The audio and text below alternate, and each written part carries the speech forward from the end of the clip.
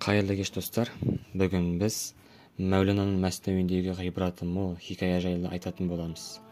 Пәлекеттің бәрі осымен кетсін.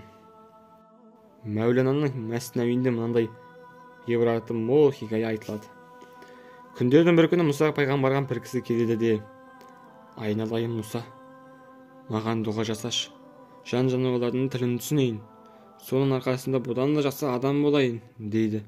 Сонда Мұса пайғамбар: "Сабыр ет, бауырым, көтере алмайтын шоқпарды беліне байлама, қазіргі күнін сұрағаннан әлде қайда қайырлы" дейді. Бірақ әлгі кісінің тоқтар түрі жоқ. Қайта өтініп: "Уа Мұса, бір өтінішімді жерге тастама, тым болмаса ауладағы итім мен қоразымның тілін түсінейін." Мұса пайғамбар бұл адам райынан қайтар деп қанша тырысса да, әлгі кісі қайтпады. Ақыры қолын жайып дұға етеді. Ана адам риза болған соншалық жүзі бал-бұл жанып үйіне келеді. Ертеңінде үйдің қызметшісі дастархан жайып жатып бір түйір етті жерге түсіріп алады. Сол сәтте құрт анып жүрген қораз жүгіріп келіп түйір етті іліп әкетеді. Оны байқаған ит: "Ей қораз, осы әрекетің дұрыс па? Сен бидайда, арпада жей аласың, керек болса жүгеріні де қылғытасың, маған да бір нәрсе қалдырсаңшы" дейді. Түйір етті жұтып жіберген қораз итке мойнын бұрып: Дұрыс айтасың, сен уайымдама, ертең қожайыннан есегі өледі, сонда жақсылап тоясың" дейді қанатын қағып жіберіп. Ит пен қоразың әңгімесін естіген қожайын есегін дереу базарға апарып сатып жібереді де: "Енді көрейін, қораз бен ит не деді екен" деп аулаға шығады. Сөйтсе, ит қоразға әкіреніп жүр дейді: "Қане, сенің есегі өледі, қарның тояды дегенін алдаған екенсің ғой." Сонда қораз: "Есек өлуін өлді, бірақ басқа жерде өлді. Өйткені қожайын оны сатып жіберді. Бірақ сен еш уайымдама, ертең қожайынның аты өледі, сонда еттің көкесін көресің." Бұл сөзді естіген қожайыны дереу атты да сатып жібереді. Өзіне өзі көңілі тоқ, ақшасын санап келе жатып: "Ой, жарықтық, мына жануарлардың тілін түсінгенім қандай жақсы. Соның арқасында шығынға батудан аман қалдым" деп ойлайды. Ертеңінде тағы да енді бұлар не айтар екен деп қораз бен иттің әңгімесін тыңдайды.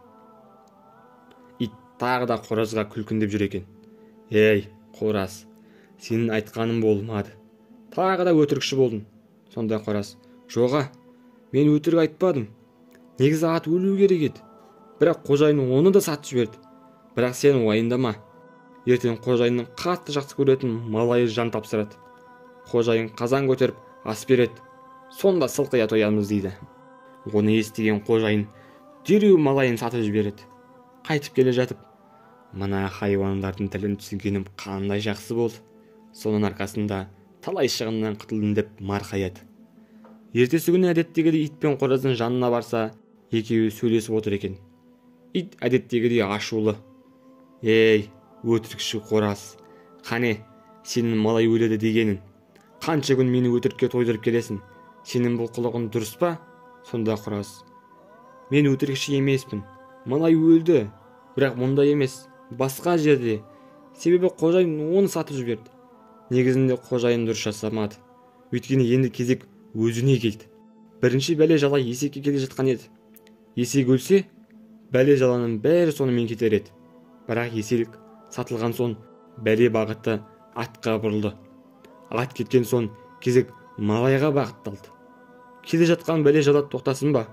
Малайды сатқан соң енді қожайынның өзіне тіке келе жатыр. Ертең қожайын өледі, сол кезде жақсылап тоямыз" дейді. Мұны естіген қожайын көз жасын көлдетеді. Басын тауға, тасқа соғып өкініштен өзегі өртенеді.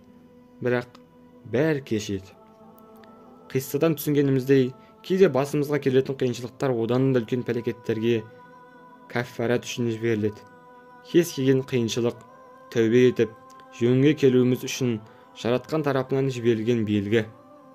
Үлкен кісілердің қандай да бір көлденең келген ұнамсыз істі көргенде "Пәле-жада пәлекеттің бәрі осымен кетсін" деген сөздің астарында Мәулана түсіндірген терең хикмет жатыр.